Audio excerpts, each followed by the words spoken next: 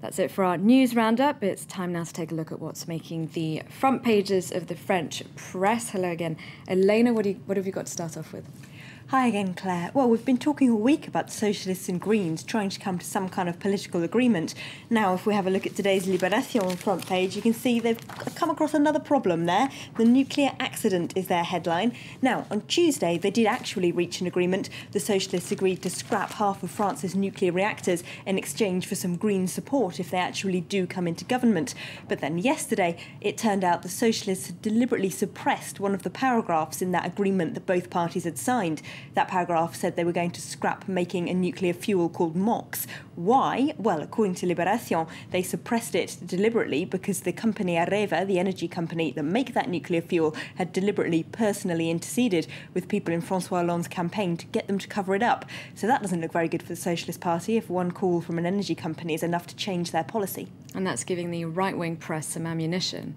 Absolutely. Have a look at this front page here from Le Figaro. Hollande weakened by the Greens. Now, they, of course, are enjoying the opportunity to lay into both parties. They say the Greens have been stubborn and obstinate, but also that François Hollande, the socialist candidate, is backing down from his principles. They say that he's always supported nuclear energy. He's always said that he believes, like that paper does, that it's important for France. Over 500,000 people would lose their jobs if it's scrapped. They say it could cost billions, it could make France dependent on foreign oil, and François Hollande has always believed in that position, so they don't want to see him back down now in exchange for what they call blackmail from the Greens. Moving on now to another story that we've been talking about all week, and that's these alleged links of Dominique Strauss-Kahn to a prostitution ring. Yes, now it's the girls at the heart of the network that are making the front page headlines here on Le Parisien. Now, of course, this is the political activist and the CEO who are being charged with running a prostitution ring in the north of France, who apparently sent girls to Washington to meet the then head of the IMF, and he even had his own secret hotline number that only he used to call them.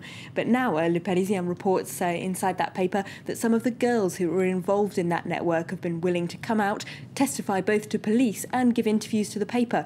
One of them tells the paper that he was very violent towards her, and another says that while he didn't behave particularly badly, he certainly paid well, apparently. She made €2,500 along with a friend for spending 3 days with Strauss-Kahn in Washington, and the paper makes the most of that in their cartoon, where they've got two girls there being asked by the police, "So you received envelopes stuffed with cash? Are you considering a political career?" Of course, they're talking there about a number of envelopes stuffed with cash scandals that we've had in France lately, involving various different politicians. Now, Le Monde is looking at why France isn't as popular as it used to be with foreign students. No, their editorial on the front page is all about Interior Minister Claude Guéant. He's trying to reduce immigration, and his latest target is foreign students. He's passed a new motion which makes it much more difficult for people who get their degrees in France to stay on here to work if they want to. The paper says thousands of foreign graduates have already been forced to go back home when they would rather have stayed to work in France. The universities aren't happy about that, though, because that puts off foreign students, which are a good earner for the universities. So it's caused a split in the right-wing UMP. The Universities Minister has laid into this idea. So it's not so much about them not wanting to come, but maybe not being able to stay or not being able to come in the first place. And French news site Mediapart not too impressed with the new governments in Italy and Greece, just briefly. No, they're questioning if bankers are the right people to sort out a crisis that was created by bankers. Quite a few papers have pointed out in the last few days that the new Italian PM Mario Monti, the new Greek PM Lucas Papademos, and the new central bank president Mario Draghi have all worked for Goldman Sachs in the past. But this is one of the best analyses I've seen about why that might not actually be a good thing. They say that to cover up a big hole in its budget, which of course Greece had until Papandreou took over in 2009, he came to power and found the debt was much bigger than he'd thought. How had they covered it up? Through multi-billion-dollar loans from Goldman Sachs that were hidden through a variety of complex financial instruments.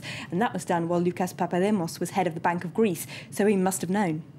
OK, thanks very much for that. Elena Casas, that look at the French newspapers.